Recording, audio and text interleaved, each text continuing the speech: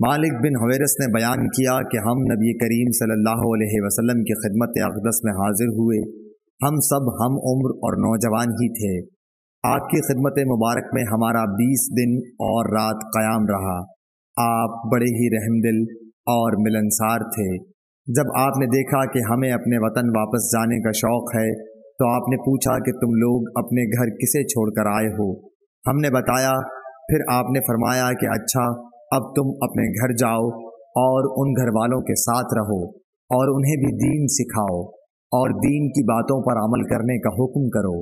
मालिक ने बहुत चीज़ों का जिक्र किया जिनके मुताल्लिक़ अबू अय्यूब ने कहा कि अबू क़लाबा ने यूं कहा, वो बातें मुझको याद हैं, या यूं कहा, मुझको याद नहीं।